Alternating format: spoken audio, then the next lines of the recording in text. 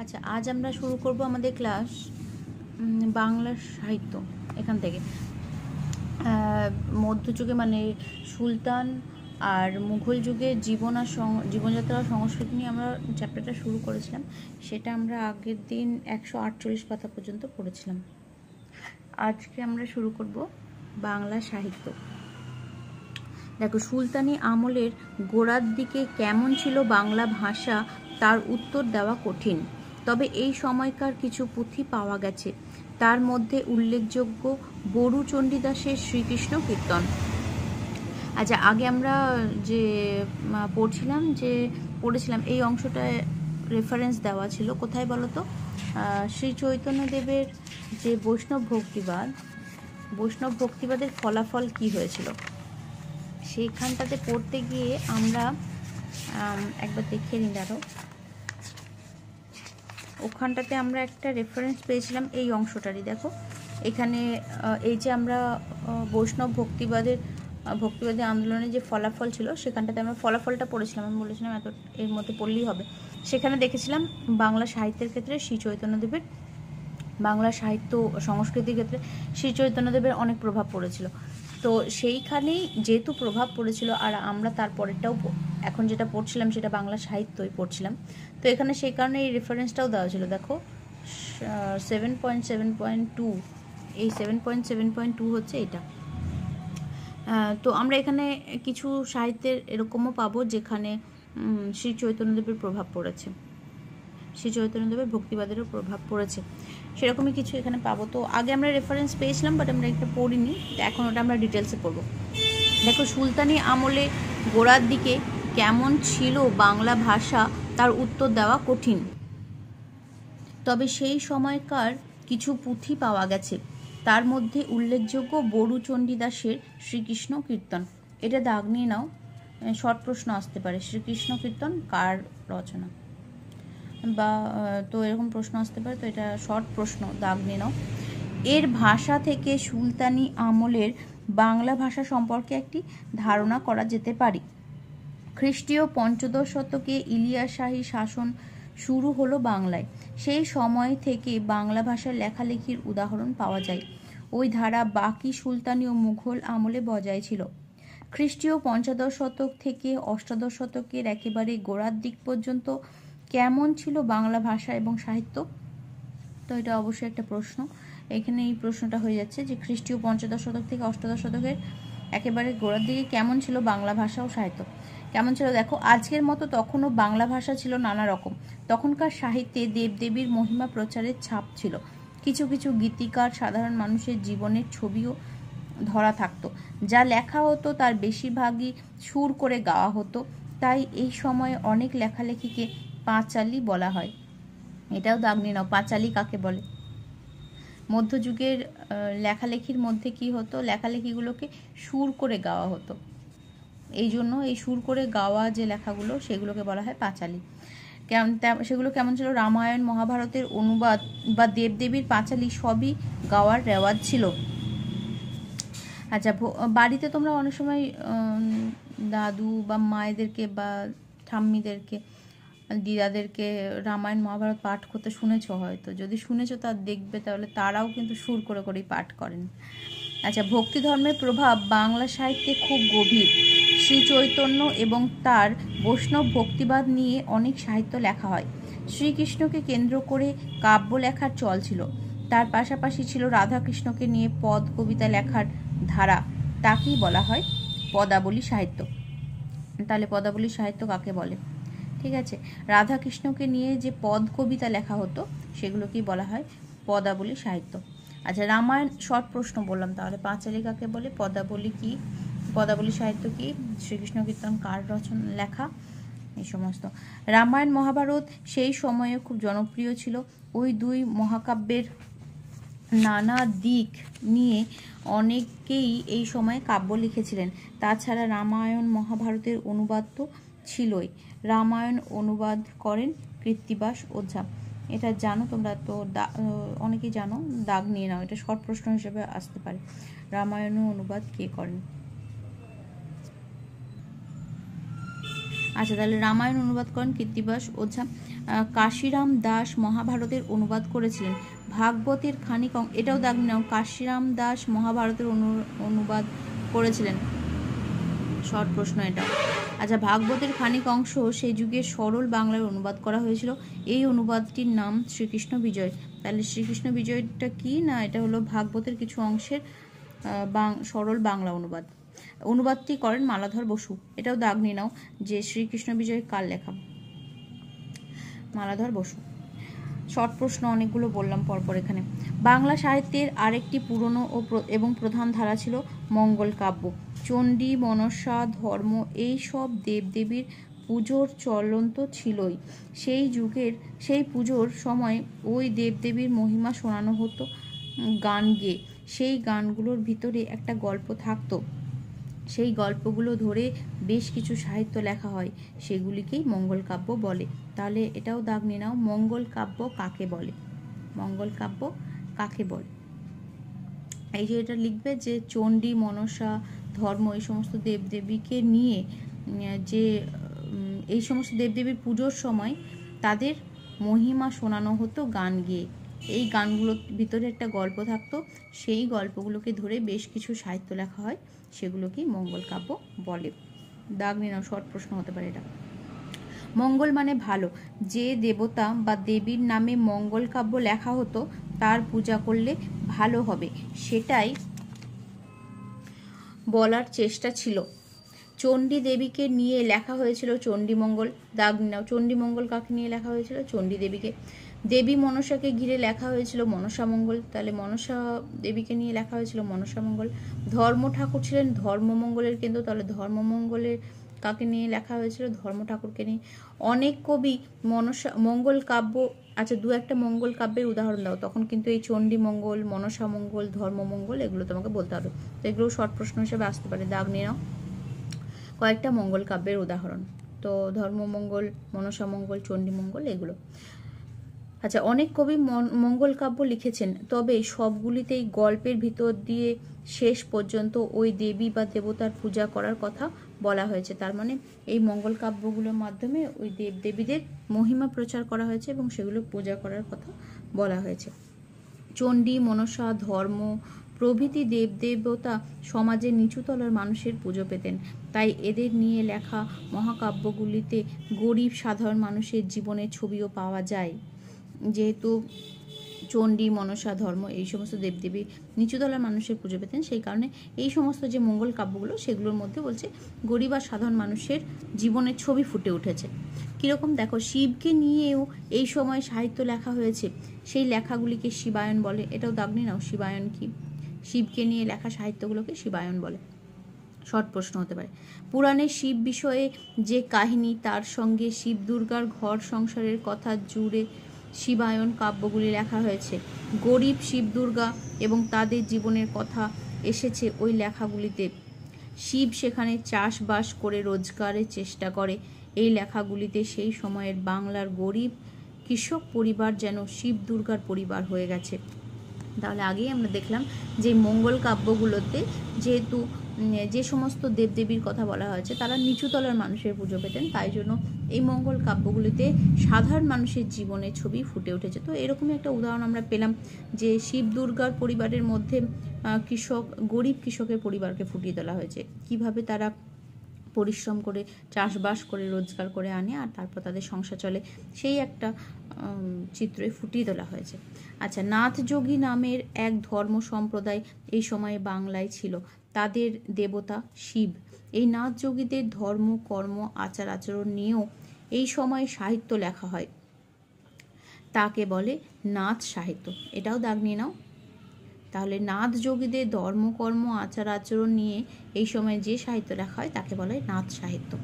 এটাও দাগ নিয়ে। তাহলে আমরা কিন্তু শর্ট প্রশ্ন অনেকগুলো পেলাম, তো সবগুলো কিন্তু দাগ নিয়ে নিতে হবে। এই সবগুলোকে যদি একসাথে করে দিই তাহলে এই মধ্যযুগের বাংলা সাহিত্যের বর্ণনা হয়ে গেল। আচ্ছা, এই লেখাগুলিতে সন্ন্যাস জীবন যাপনের উপরে জোর দেওয়া হয়েছে। শ্রী চৈতন্যের জীবন এবং কাজ নিয়ে লেখালেখির ধারা এই সময় শুরু হয়। আগে আমরা পড়েছিলাম যে চৈতন্যের যে বৈষ্ণব ভক্তিবাদ তার প্রভাব কী ছিল। তো প্রভাব এটাই ছিল, যখন শ্রী চৈতন্যের জীবন আর এবং কাজ নিয়ে লেখালেখির ধারা এই সময় শুরু হয়। চৈতন্যের জীবনী নিয়ে কাব্য লেখেন অনেক বৈষ্ণব কবি, সেগুলিকে চৈতন্য জীবনী কাব্য বলা হয়। তাহলে চৈতন্য জীবনী কাব্য কি, যেগুলো শ্রী চৈতন্যের জীবন ও কাজ নিয়ে যে সমস্ত লেখালেখিগুলো সেগুলোকে বলা হয় চৈতন্য জীবনী কাব্য। হয়ে গেল, এটাও শর্ট প্রশ্ন হিসেবে। তাহলে আরবি ফার্সির সঙ্গে বাংলা ভাষায় মিলমিশ ঘটিয়ে এই সময় লেখালেখির ধারা ছিল। সৈয়দ আলাওল এবং দৌলত কাজী এই ধারার কবি। আলাওলের পদ্মাবতী কাব্যে সুলতান আলাউদ্দিন খলজির চিতোর রাজ্য অভিযানের কথা আছে। পদ্মাবত কাব্যে আগে আমরা এটা বলেছিলাম যে পদ্মাবত কাব্যে আলাউদ্দিন খলজি চিতোর জয় করেছিলেন, সেটারই সেই অভিযানের কথাই ওখানে গল্প আকারে বলা আছে। আচ্ছা, তাহলে আমরা এই যে বাংলা মধ্যযুগে যে বাংলা সাহিত্যের ধারাটা পড়লাম, মধ্যযুগে যে বাংলা সাহিত্যের কথা পড়লাম আমরা এখানে আমরা যদি শর্ট প্রশ্নগুলো যেগুলো বললাম সেইগুলোকে যদি যুক্ত করে দিই তাহলে আমরা পেয়ে যাব সেই সময়কার ধারা কী ছিল। একটা হচ্ছে এই যে বড়ুচণ্ডীদাসের শ্রীকৃষ্ণ কীর্তন হলো, এটা একেবারে গোড়ার দিকে এই বড়ুচণ্ডীদাসের শ্রীকৃষ্ণ কীর্তনে দেখা গেল যে তোমার হচ্ছে বাংলা সাহিত্যের সাথে এই যে বলেছে এখানে আরবি ফার্সির একটা মিল ঘটেছে। তো সেইটার নিদর্শন এইখানে দেখা গেল বড়ুচণ্ডীদাসের শ্রীকৃষ্ণ কীর্তন। তো এইটা প্রথমেই হয়ে গেল। তারপরে হচ্ছে পাঁচালী কাকে বলে, মানে বিভিন্ন রকম ধারা আসছে, এবার পাঁচালী আসছে, পদাবলী সাহিত্য আসছে। কাকে বলে একটা উদাহরণ, পাঁচালী কোনগুলো না, রামায়ণ মহাভারত এগুলোকে পাঁচালীর মতো, এই সমস্ত পাঁচালীগুলোকে গান আকারে গাওয়া হতো। তারপরে তোমার হচ্ছে পদাবলী সাহিত্য, শ্রীকৃষ্ণ বা রাধাকৃষ্ণকে নিয়ে যে সমস্ত পদগুলো লেখা হতো সেইটার একটা ধারা। তাহলে পরপর যে ধারাগুলো চলছে, এই ধারাগুলো যেগুলো আমরা শর্ট প্রশ্ন বললাম সেগুলো যদি একসাথে জয়েন করে দিই তাহলেই হয়ে যাবে তোমার হচ্ছে মধ্যযুগে বাংলা সাহিত্য। তো নর্মালি এটা শর্ট প্রশ্ন করেই করে রাখবে, কিন্তু আবার সবগুলো যোগ করে দিলেই একটা বড় প্রশ্নও হয়ে যাবে, সেটাও মনে রাখতে হবে যে মধ্যযুগে বাংলা সাহিত্যের ধারা কেমন ছিল। তো সেই ক্ষেত্রে এইগুলো পরপর সাজিয়ে নিতে পারো। প্রথমে পাঁচালী, তারপরে পদাবলী সাহিত্য, তারপরে অনুবাদ সাহিত্য যেগুলো ছিল, যে মহাকাব্যগুলো অনুবাদ করা হয়েছিল সেইগুলো। তারপরে তোমার এখানে আছে মঙ্গল কাব্য অনেকগুলো পড়লাম, চণ্ডী, মনসা, ধর্ম, সমস্ত দেবদেবীকে নিয়ে, এবং এদের মধ্যে সাধারণ জনসাধারণের জীবনযাত্রাও ফুটে উঠেছিল, সেটাও আমরা এখানে পড়লাম। চণ্ডীকে নিয়ে হয়েছিল চণ্ডী মঙ্গল, মনসা দেবীকে নিয়ে মনসা মঙ্গল, ধর্ম ঠাকুরকে নিয়ে ধর্মমঙ্গল, এই সমস্ত রচিত হয়। তারপরে এখানে পড়লাম শিবায়ন সাহিত্য, শিবায়নকে নিয়ে শিবকে নিয়ে যে সমস্ত সাহিত্য লেখা হলো। তারপর আমরা এখানে পড়লাম নাথ সাহিত্য, নাথ যোগীদের ধর্মকর্ম আচার অনুষ্ঠান নিয়ে যে সাহিত্য লেখা হলো সেটা হলো নাথ সাহিত্য। আর শ্রী চৈতন্যদেবের জীবন কাজকর্ম নিয়ে যে সমস্ত লেখাগুলো সেগুলো হলো চৈতন্য জীবনী কাব্য। তো এইভাবে তাহলে আমরা পরপর যদি সমস্ত ধারাগুলোকে যোগ করে দিই তাহলে একটা বড় প্রশ্ন হয়ে যাচ্ছে যে মধ্যযুগে বাংলা সাহিত্যের ধারা কেমন ছিল, এই ধরনের প্রশ্ন হয়ে যাচ্ছে। আর যদি সবগুলোকে আলাদা করে রাখি সবগুলো কিন্তু মনে রাখতে হবে, কেন কি সবগুলো শর্ট প্রশ্ন হিসাবেও আসতে পারে।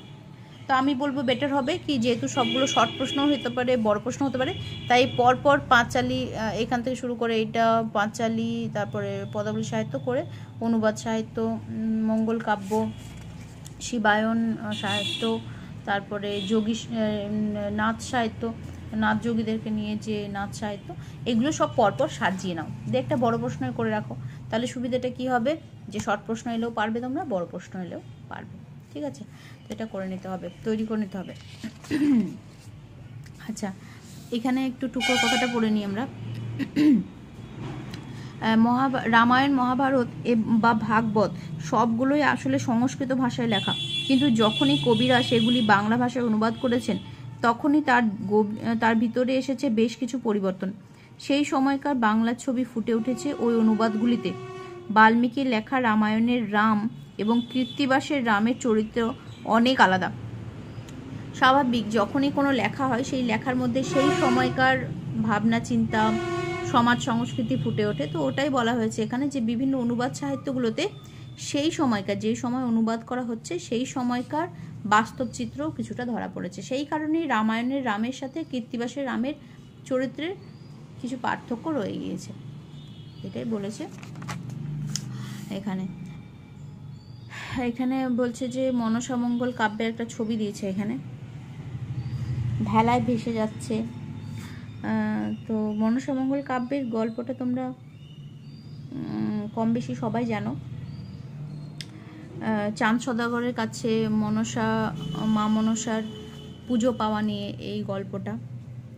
হ্যাঁ, বেহুলা লক্ষিন্দর চাঁদ সদাগরের ছেলে, তার মৃত্যু, এই সমস্তকে ঘিরে এই গল্পটা গড়ে উঠেছে। এবং ওটা হচ্ছে মনসামঙ্গল কাব্যের গল্পটা। তো এখানে একটা ছবির মাধ্যমে ফুটিয়ে উঠেছে। তো এখানে আপাতত দেখতে পাচ্ছি যে ভেলা ভেসে যাচ্ছে। তো চাঁদ সদাগরে তো অনেক ছেলে পরপর মারা যেতে থাকে। তো এইটা হচ্ছে লক্ষিন্দরকেও ভেলাতে ভাসিয়ে দেওয়া হয়, সাপে কাটলে তো ভেলাতে ভাসিয়ে দেয়, তো সেই কারণে ভেলাতে ভাসিয়ে দেওয়া হয়েছিল। সেইটারই একটা চিত্র এখানে রয়েছে। দেখো এখানে নদী বোঝা যাচ্ছে, এটা মাছ টাছ চড়ে বেড়াচ্ছে। তো সেটারই একটা ছবি এখানে দিয়েছে। যাই হোক, তো তারপর দেখো এখানে লিখেও দিয়েছে, দেখো যে ছবিটাতে বেহুলা মৃত লক্ষিন্দরকে নিয়ে ভেলায় ভেসে যাচ্ছে, সেটাই বলছিলাম। এখানে ভেলায় ভেসে যাচ্ছে সেটা বোঝা যাচ্ছে। যাই হোক, তারপর দেখো নাচ সাহিত্যের একটা বিখ্যাত অংশ হলো ময়নামতির কথা ও গোপীচন্দ্রের গান। শুধু বাংলায় নয়, ভারতের বিভিন্ন অঞ্চলে এই কথা ও গানটি প্রচলিত। এই গল্পটি বাংলা থেকে ছড়িয়ে পড়েছিল বিহার, পাঞ্জাব, গুজরাট, মহারাষ্ট্রে। তাহলে বাংলা থেকে বিভিন্ন জায়গায় এই তোমার হচ্ছে ময়নামতির কথা আর গোপীচন্দ্রের গান ছড়িয়ে পড়েছিল। তার মানে বুঝতে পারছি যে বাংলার বাইরেও মানুষ এই যে গানটা, এই ময়নামতির কথা এগুলো প্রচার করেছিল বিভিন্ন অঞ্চলে। তার মানে অন্যান্য অঞ্চলের মানুষেরও সেই ময়নামতির কথা, গোপীচন্দ্রের গান এগুলো মন টেনেছিল। এমনিতেও নাথ যোগীরা অনেক জায়গায় তাদের ধর্মকর্মের প্রচার করতেন। তো সেই হাত ধরেও ময়নামতির কথা আর গোপীচন্দ্রের গান প্রচার হয়ে গিয়েছিল। পরের প্রশ্নটা আবার আছে, ভেবে বলো তো কীভাবে এই যুগে এই গল্পটি বাংলা থেকে অন্যান্য অঞ্চলে ছড়িয়ে পড়ে থাকতে পারে। অনেকভাবেই থাকে। একটা হচ্ছে নাথ যোগীদের হাত ধরে, নাথ যোগীরা যেহেতু পশ্চিমবঙ্গের বাইরেও তাদের ধর্ম প্রচার করতেন, তো তাদের হাত ধরে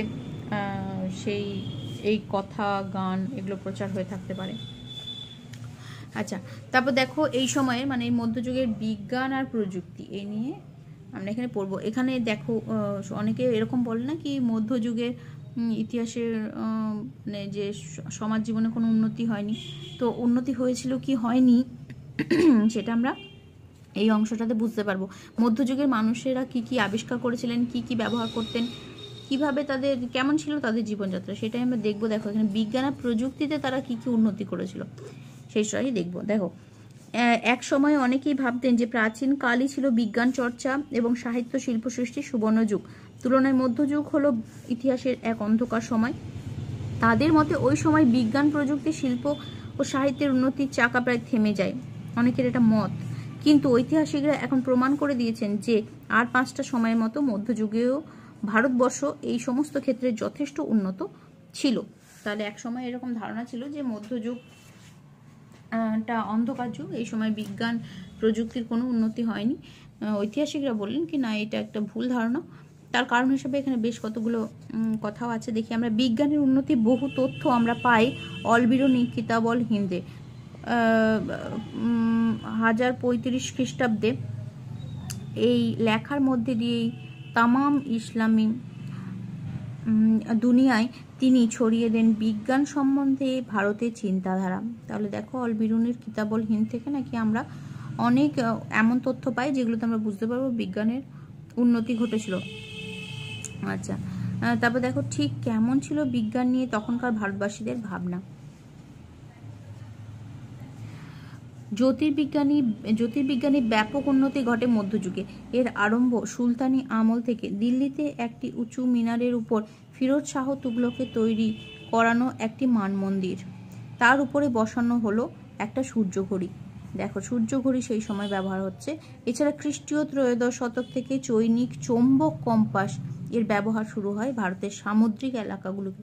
তাহলে এই যে সূর্য ঘড়ির ব্যবহার, চৌম্বক কম্পাসের ব্যবহার, এই সমস্ত ব্যবহার থেকে বোঝা যাচ্ছে যে এই সময়েও প্রযুক্তি যথেষ্ট উন্নতি করেছিল। মুঘল বাদশাহ আকবর ছিলেন বিজ্ঞানের প্রসারের বিশেষ বিষয়ে খুবই আগ্রহী। তার দরবারে অঙ্ক, জ্যোতির্বিদ্যা, ভূগোলের উপর বিশেষ নজর দেওয়া হতো।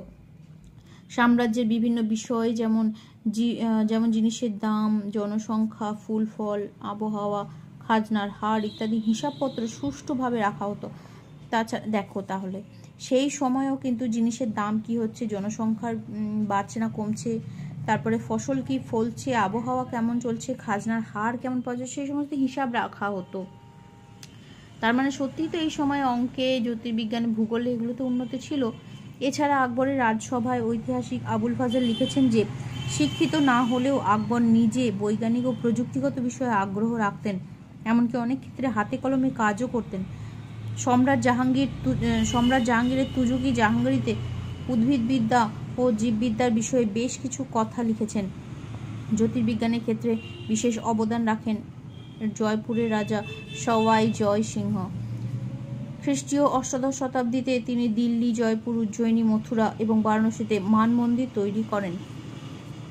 মধ্যযুগের ভারতে সুলতানি শাসনের সঙ্গে সঙ্গেই আমদানি হয় গ্রিকো আরবি ধারার ইউনানি চিকিৎসা শাস্ত্রের। তাহলে চিকিৎসা শাস্ত্রেও একটা নতুন সংযোজন হলো, ইউনানি চিকিৎসা শাস্ত্র। উত্তর ভারত থেকে এই চিকিৎসা পদ্ধতি ক্রমশ অন্যান্য অঞ্চলেও ছড়িয়ে পড়ে। এর পাশাপাশি আয়ুর্বেদ মতে চিকিৎসাও চালু ছিল সর্বত্র। আয়ুর্বেদিক চিকিৎসাও এই সময় ছিল। ফ্রাসোয়া বার্নিয়েরের মতো কয়েকজন ইউরোপীয় পর্যটকের হাত ধরে ইউরোপীয় চিকিৎসা পদ্ধতিও ভারতে আসে খ্রিস্টীয় সপ্তম শতকে। তাহলে দেখো বিভিন্ন চিকিৎসা শাস্ত্র বেশ কিছু উন্নয়ন ঘটলো।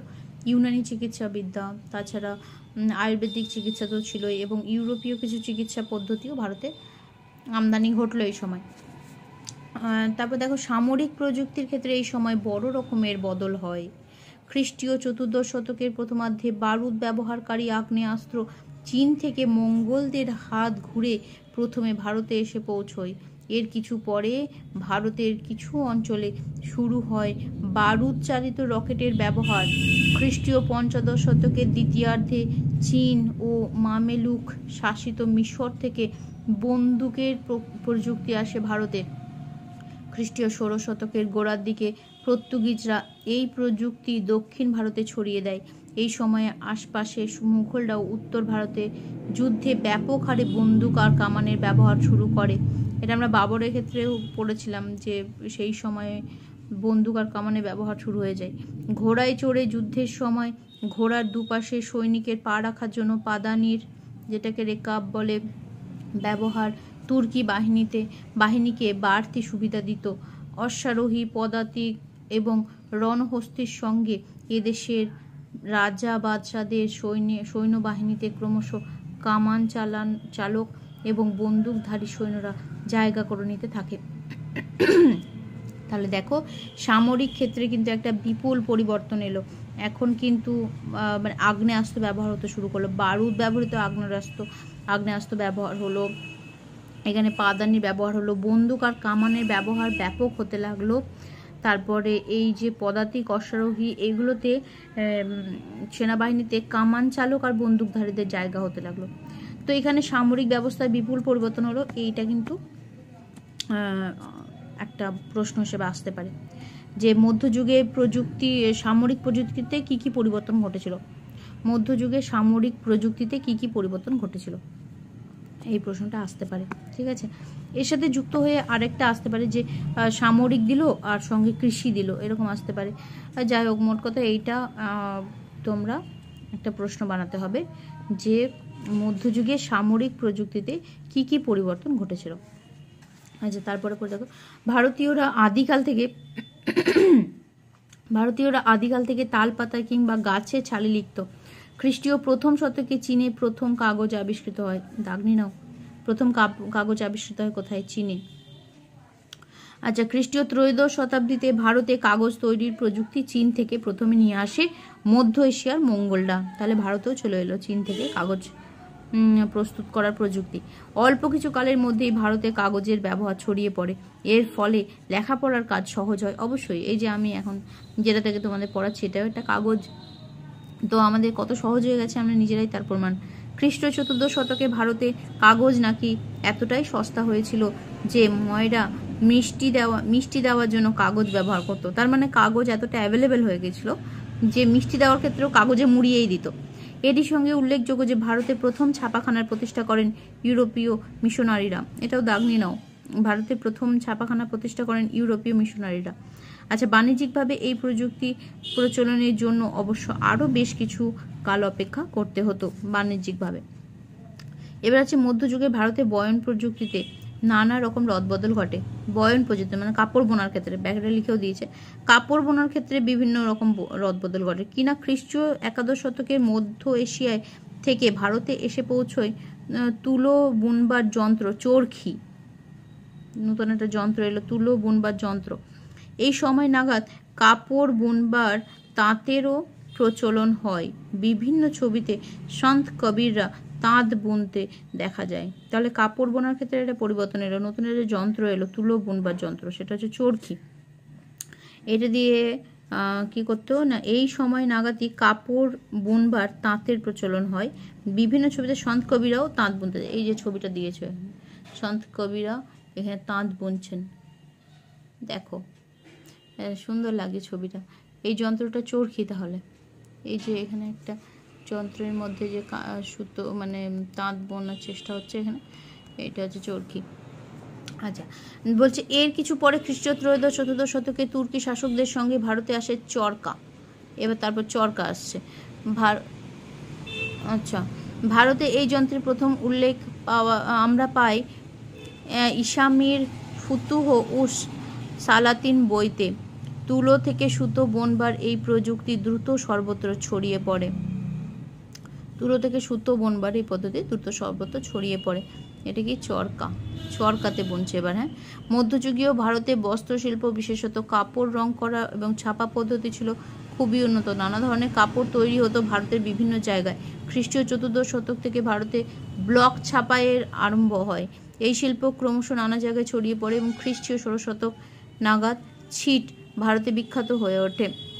এদেশ থেকে মধ্যপ্রাচ্য এবং ইউরোপীয় ছাপা কাপড় রপ্তানিও করা হতো। তাহলে দেখো, আগেরটা আমরা পড়লাম যে সামরিক প্রযুক্তিতে কি কি পরিবর্তন ঘটেছিল মধ্যযুগে। এইটাও কিন্তু আসতে পারে যে মধ্যযুগে বয়ন প্রযুক্তিতে কি কি রদবদল ঘটেছিল।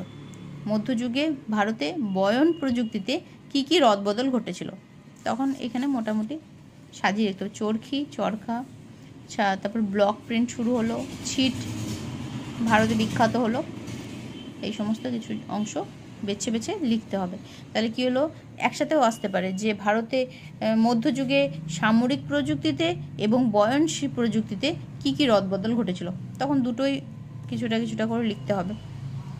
আলাদা করে বানিয়ে রেখো, এখানটা এতটা বানিয়েও সামরিক প্রযুক্তিতে কি কি পরিবর্তন ঘটেছিল বা রদবদল ঘটেছিল, এখানে বয়ন প্রযুক্তিতে কি কি পরিবর্তন ঘটেছিল। আচ্ছা, তারপর দেখো খ্রিস্টীয় 15 শতক থেকে ভারতে বিশেষত বাংলায় রেশম শিল্পের উল্লেখ পাওয়া যায়। তুঁত গাছের গুটি পোকা থেকে রেশম তৈরি করার প্রযুক্তি এদেশে আসে চীন থেকে, অনেকটা বারুদার কাগজের মতোই। এরপর আগামী 200 বছর ধরে ভারতের মালদা, মুর্শিদাবাদ, কাশিম বাজার অঞ্চল ছিল ভারতের গুটি পোকা চাষের প্রধান কেন্দ্র। এখান থেকে দেশ বিদেশে রেশম রপ্তানি করা হতো। তাহলে এই রেশমের কথাটাও এখানে এক লাইন ঢুকিয়ে দিতে পারো যে রেশম বয়ন শিল্পের উন্নতি হতে লাগলো, রেশম শিল্পের উন্নতি হতে লাগলো। গুটি পোকা থেকে রেশম প্রস্তুত করা, এটা চীন থেকে আমাদের দেশে এলো, তারপরে সেটা ব্যাপকভাবে আমাদের দেশে ছড়িয়ে গেল। আচ্ছা, তাহলে এটা গেল বয়ন প্রযুক্তির ক্ষেত্রে। তারপরে আছে দেখো খ্রিস্টীয় 17 শতকে উত্তর ভারতে মুঘলদের হাতে বাগিচা শিল্পের ব্যাপক প্রসার ঘটে। আমরা আগে পেয়েছিলাম চাহার বাগ পেয়েছিলাম, সেটাতে দেখেছিলাম যে মুঘলদের বাগান তৈরি করার একটা শখ ছিল। প্রাচীনকাল থেকে যে কলম প্রথা চলে আসছিল এই সময় এসে তার খুব উন্নতি লক্ষ্য করা যায়। পর্তুগিজদের হাত ধরে এই বিষয়ে কিছু ইউরোপীয় প্রযুক্তিও এই সময় ভারতে আসে। এই সব ঘটনার ফলে ভারতের ফলমূলের গুণগত মান এই সময় কিছুটা উন্নত হয়েছিল। এখানে একটা বাগান তৈরি করছে, সেটারই একটা ছবি এখানে দেওয়া হয়েছে। আমরা আগে পড়েছিলাম যে চাহার বাগের শখ ছিল আকবরের। যেখানে বাগান চাহার বাগই তৈরি হয়েছে, দেখো 4টে ভাগ করে। আচ্ছা, খ্রিস্টীয় ত্রয়োদশ শতক নাগাদ পারস্য দেশ থেকে ভারতে আসে বেল্ট এবং গিয়ার লাগানোর সাকিয়া বা পারসিক চক্র। আচ্ছা, বা দেখো এইটা একটা ব্যাপক উন্নতি হয়েছে। বেল্ট আর গিয়ার লাগানো একটা যন্ত্র আসে, সেটা হচ্ছে পারসিক চক্র বা সাকিয়া। আচ্ছা, ছোট নাগরদোলার মতো দেখতে কাঠের তৈরি এই যন্ত্রের পাশাপাশি পশু শক্তির সাহায্যে কুয়ো বা খাল থেকে জল তোলা হতো। তাহলে এটা দিয়ে যেটা হতো, এই দেখো এখানে দিয়েছে যে এটাকে একটা খালের মধ্যে দিয়ে দিত, আর এখানে একটা পশু, তো পশুটা ঘুরলে আর এইটাও ঘুরতে থাকতো, আর এই যে কৌটোগুলো আছে এগুলোতে জল ভরে, এই যে এদিকে জল ভরছে, জল ভরে আর এইখানে ফেলতে থাকছে, এখানে একটা টাব থাকবে আর সেটার মধ্যে এই জলগুলো পড়তে থাকবে। তো এই টব থেকে তারপরে জলগুলো অন্যত্র নিয়ে নেওয়া হবে। তো এই পদ্ধতিটা হচ্ছে এটা হচ্ছে পারসিক চক্র, এটার মাধ্যমে করা হতো। তার জন্য পশু শক্তিকে কাজে লাগানো হতো, পশুকে ঘোরানো হতো, আর সেই সঙ্গে এটাও ঘুরতো চক্রটাও, আর জল তুলতে থাকতো। যখনই চক্রটা নিচের দিকে যেত জল নিয়ে তারপরে উপরে উঠে আসতো, আর সেই জলটা আবার নিচে যাওয়ার সময় এখানে টবে দিয়ে দিত। আচ্ছা, তবে যন্ত্রটি দামি হওয়ায় ভারতীয় কৃষক সমাজে এটি খুব বেশি জনপ্রিয় হয়নি। উত্তর পশ্চিম ভারতের কিছু অঞ্চলে এটি ব্যবহার হতো। এখান থেকে কিন্তু আমরা পড়ছি কৃষির ক্ষেত্রে, ঠিক আছে। এখান থেকে হচ্ছে কৃষি প্রযুক্তিতে কী কী পরিবর্তন এলো। কৃষিক্ষেত্রে মধ্যযুগের সবচেয়ে বড় উন্নতির দিক ছিল সেচ ব্যবস্থার প্রসার। দক্ষিণ ভারতে বিজয়নগর শাসকরা এবং উত্তর ভারতে ফিরোজ শাহ তুগলক এবং মুঘল বাদশাহরা সেচ ব্যবস্থার খুব উন্নতি ঘটিয়েছিলেন। দক্ষিণ ভারতে অধিকাংশ জমি পাথুরে এবং নদীর সংখ্যা তুলনায় কম হওয়ার ফলে সেচের কাজ করা ছিল কঠিন। এখানে বড় মাপের জলাধার খনন করে তার থেকে ছোট ছোট নালা বা খালের মাধ্যমে চাষের জমিতে জল পৌঁছে দেওয়া হতো। দেখো তাহলে কি করা হতো, একটা বড় ধরনের জলাধার তৈরি করা হতো এবং সেখানে খাল কেটে জমিতে জল পৌঁছে দেওয়া হতো। তাহলে এটা কৃষি ব্যবস্থার ক্ষেত্রে একটা বড় উন্নতি বলা যায়, সেচ ব্যবস্থার উন্নতিটা। অন্যদিকে উত্তর ও পূর্ব ভারতে ছোট বড় নদীর সংখ্যা অনেক, এই নদীগুলি থেকে খালের মাধ্যমে জল সরবরাহ সরাসরি পৌঁছে যেত চাষের জমিতে। তাহলে যেখানে নদীর সংখ্যা বেশি সেখানে নদী থেকেই ডাইরেক্ট খাল কেটে জমিতে জল নিয়ে যাওয়া হতো, আর যেখানে নদীর সংখ্যা কম সেখানে জলাধার খনন করা হতো এবং সেখানে জল জমিয়ে রেখে সেখান থেকে নালা কেটে জমিতে জল পৌঁছানো হতো। তাহলে এইটা কিন্তু কৃষির ক্ষেত্রে উন্নতি, এখান থেকে এতটা। হ্যাঁ, তাহলে মধ্যযুগে কৃষি ব্যবস্থার ক্ষেত্রে কি উন্নতি ঘটেছিল। পারসিক চক্র এলো, সেখানে জল তোলার পশু শক্তির সাহায্যে জল তুলে নেওয়া হতো। এই জলটা অবশ্যই চাষেরই কাজে লাগতো, কিন্তু সেটা অতটা জনপ্রিয় হলো না, কেন কি দাম সেটার অনেক বেশি ছিল। তার থেকে অনেক বেশি সুবিধা হলো সেচ ব্যবস্থার ক্ষেত্রে। কি না, এই যে উত্তর ভারতে ফিরোজ শাহ আর দক্ষিণ ভারতে বিজয়নগর শাসকরা এনারা এবং মুঘল বাদশাহরা সেচ ব্যবস্থা উন্নতি ঘটালেন। তাতে কি করলেন, যেখানে নদীর সংখ্যা বেশি সেখানে নদী থেকে সরাসরি খাল কেটে জমিতে জল পৌঁছানো হলো, এবং যেখানে নদীর সংখ্যা কম সেখানে জলাধার খনন করে সেখান থেকে খাল কেটে জমিতে জল পৌঁছানো হলো। এতে কৃষি ব্যবস্থায় বেশ উন্নতি ঘটলো। তাহলে এটা হচ্ছে মধ্যযুগে কৃষি প্রযুক্তির ক্ষেত্রে কী কী পরিবর্তন হয়েছিল। তাহলে আমরা এখনো পর্যন্ত কী কী পড়লাম, যে সামরিক প্রযুক্তিতে কী কী পরিবর্তন হয়েছিল, বয়ন প্রযুক্তিতে কী কী পরিবর্তন হয়েছিল, আর কৃষি প্রযুক্তির ক্ষেত্রে কী কী পরিবর্তন হয়েছিল। সহজ করে নিজের মতো ভাষা করে লিখলেই হবে, এমন নয় যে বইয়ের ভাষাটাই তোমাকে লিখতে হবে, ব্যাপারটা বুঝে নিজের মতো করে লিখবে, ঠিক আছে।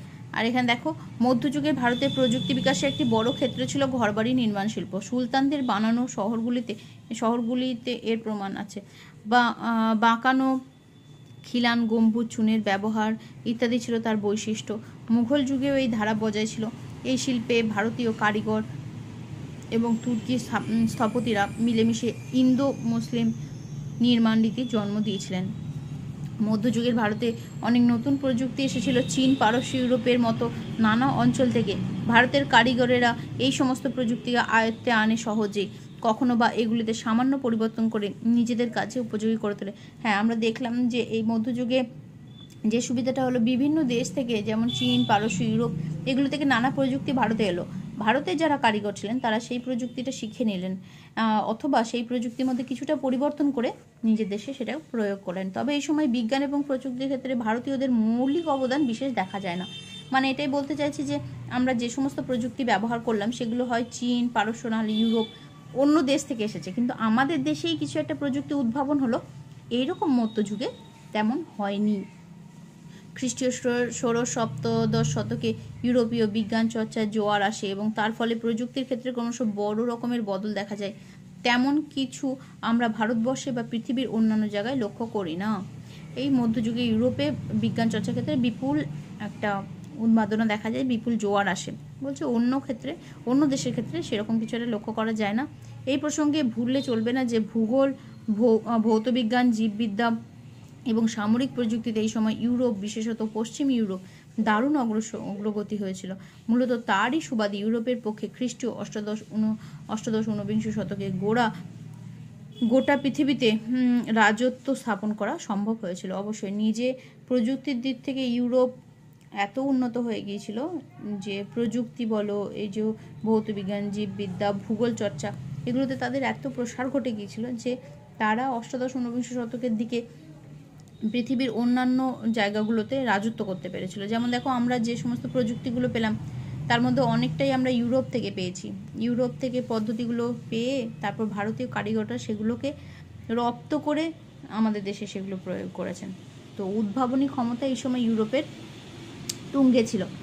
তো যাই হোক, তো এইখান থেকে আমরা কি পড়লাম যে কৃষি ব্যবস্থার ক্ষেত্রে কী পরিবর্তন ঘটেছিল, আর সামরিক প্রযুক্তিকে কী পরিবর্তন ঘটেছিল, আর বয়ন প্রযুক্তিতে কী পরিবর্তন ঘটেছিল। এখানে একটা চাহারবাগের আবার একটা দেওয়া আছে, আমরা যদিও চাহারবাগ সম্পর্কে পড়েছি, তো আবার একবার দেওয়া আছে, পড়ে নিই। মুঘলরা খ্রিস্টীয় ষোড়শ শতকে ভারতে নিয়ে আসে নতুন এক বাগান বানানোর কৌশল। ফার্সিতে এর নাম চাহারবাগ, হিন্দিতে চারবাগ। একটি বাগানকে জল দিয়ে 4টি সমান আয়তনের বর্গে ভাগ করা হতো, যেরকম এখানে দেখানো হয়েছে, দেখো। আচ্ছা, আর তারপর গোটা বাগানে নানা রকম ফুল ফলের গাছ লাগিয়ে এক মনোরম পরিবেশ সৃষ্টি করা হতো। পারস্যে ও মধ্য এশিয়া থেকে এই বাগান রীতি মুঘলরা ভারতে নিয়ে আসে। এটাও তাহলে পারস্য আর মধ্য এশিয়া থেকে এই বাগান রীতিটা মুঘলরা ভারতে নিয়ে আসে। মুঘল বাদশাহদের মধ্যে বাগান করার ক্ষেত্রে বিশেষ আগ্রহ রাখতেন বাবর, জাহাঙ্গীর ও শাহজাহান। লাহোরের শালিমার বাগ, কাশ্মীরের নিশাত বাগ, দিল্লিতে হুমায়ুনের সমাধি ও আগ্রাতে তাজমহলে এই চাহার বাগের নিদর্শন পাওয়া যায়। তাহলে এই হচ্ছে চাহারবাগের কথা। যাই হোক, তো আমাদের এই চ্যাপ্টারটা এখানে শেষ হয়ে গেল। এরপর যেগুলো আছে অনুশীলনের প্রশ্ন আছে, এই প্রশ্নগুলো তোমরা প্র্যাকটিস করবে বাড়িতে। আশা করি যা আমরা পড়েছি তাদের সমস্ত প্রশ্নগুলোই তোমাদের পারারই কথা। আর এখান থেকে বড় প্রশ্নগুলো এগুলো একটু দেখবে। আমরা মোটামুটি এই বড় প্রশ্ন সবগুলোই হয়তো আমাদের পড়া হয়ে গিয়েছে। সাধারণ মানুষের জীবনযাত্রা সেটাও আমরা পড়েছি। কবিরের ভক্তি ভাবনার ক্ষেত্রে ভক্তি ভাবনা কীভাবে বিভিন্ন ধরনের মানুষের মনে জায়গা করে নিল সেটাও পড়েছি।